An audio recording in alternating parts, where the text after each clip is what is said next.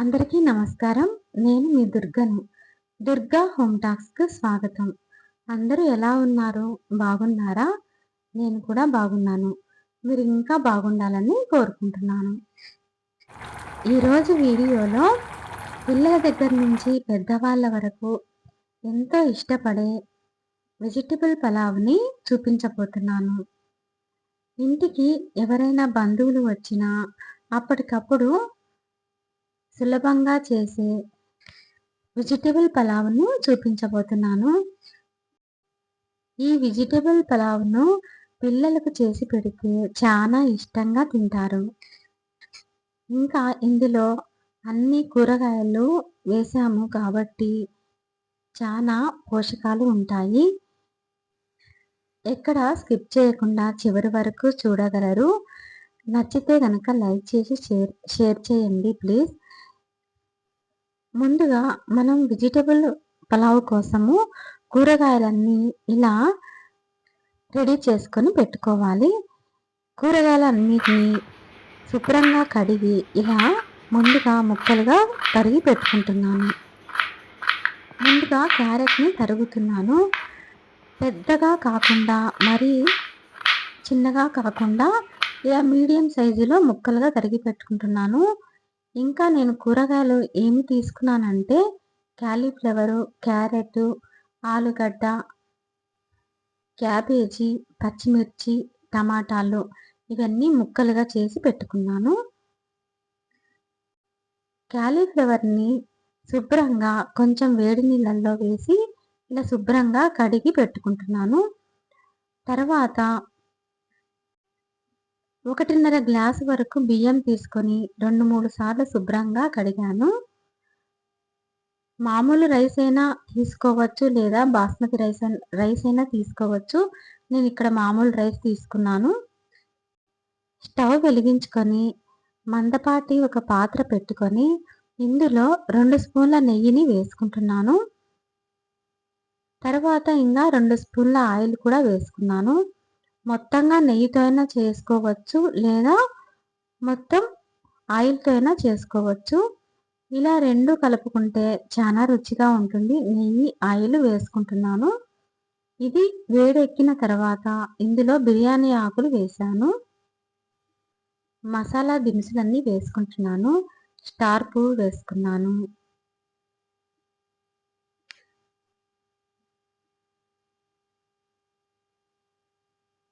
ఇంకా లవంగాలు, దాల్చిన చెక్క చిన్న ముక్క వేసుకున్నాను. తర్వాత 1 స్పూన్ జీలకర్ర వేసుకున్నాను. 2 మరాఠీ మొగ్గలు, జాపత్రి, బగారా పువ్వు, ఇంకా మన దగ్గర మసాలా దినుసులన్నీ వేసుకోవచ్చు. ఈ మసాలాలన్నీ కొంచెం ఫ్రై చేసుకోవాలి. యాలకులు వేసుకున్నాను. ఈ మసాలా దినుసులన్నీ మాడిపోకుండా కలుపుకోవాలి. తర్వాత 1 స్పూన్ అల్లం వెల్లుల్లి దంచిన ఫ్రెష్ అల్లం వెల్లుల్లి పేస్టును వేసుకున్నాను. ఇవన్నీ కలుపుతూ మాడిపోకుండా ఫ్రై చేసుకోవాలి.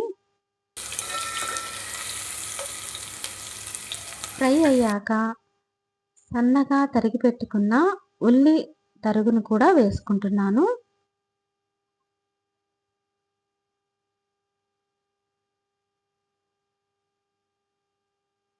ఉల్లి తరుగు కూడా గోల్డెన్ రంగు వచ్చే వరకు ఇలా ఫ్రై చేసుకున్నాను. తర్వాత ముందుగా కట్ చేసి పెట్టుకున్న క్యారెట్ ముక్కలు వేసుకుంటున్నాను.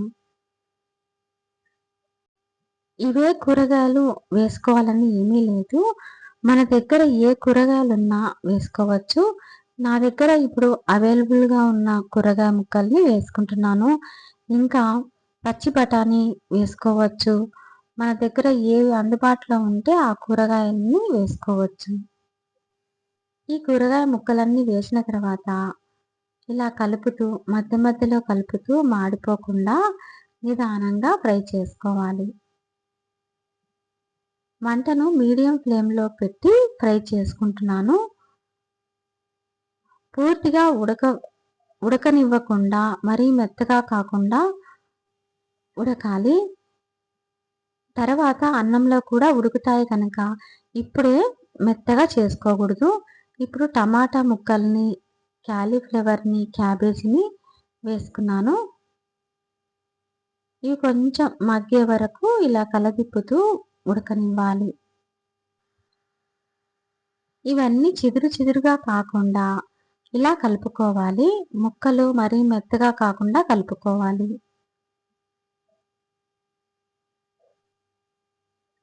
కూరగాయల ముక్కలన్నీ కలిపిన తర్వాత రుచికి సరిపడా ఉప్పును వేసుకుంటున్నాను. ఇది రాళ్ళ ఉప్పును మెత్తగా పొడి చేసి వేసుకుంటున్నాను. తర్వాత ఒక స్పూన్ గరం మసాలా వేసుకున్నాను. వీటన్నిటిని ఇలా కలుపుకుంటున్నాను. ఇక్కడ వీడియో క్లిప్ మిస్ అయిందండి. ఒక స్పూన్ ధనియాల పొడిని, అర స్పూన్ వేయించి పొడి చేసిన జీలకర్ర పొడిని కూడా వేసుకున్నాను. వీటన్నిటిని వేసుకొని ఇలా మొత్తంగా కలుపుకోవాలి. ముందుగా కడిగి నానబెట్టుకున్న బియ్యాన్ని ఇప్పుడు వేసుకుంటున్నాను. ఇలా బియ్యాన్ని కూరగాయ ముక్కలలో వేసుకుంటున్నాను. బియ్యాన్ని ఇలా ముందుగా కడిగి నానబెట్టుకుంటే తొందరగా ఉడుకుతుంది. అన్నం కూడా బాగా వస్తుంది.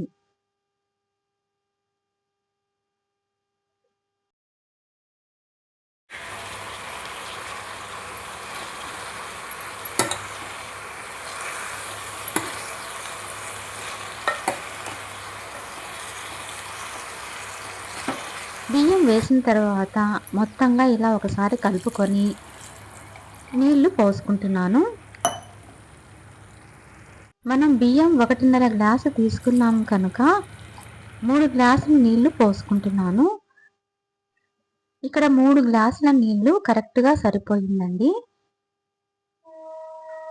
నీళ్లు బియ్యాన్ని పట్టి వేసుకోవాలి. ఇక్కడ నాకు 3 గ్లాసులు బాగా సరిపోయింది. నీళ్లు పోసుకున్న తర్వాత ఒకసారి మొత్తంగా కలుపుకొని మూత పెట్టి ఉడకనివ్వాలి.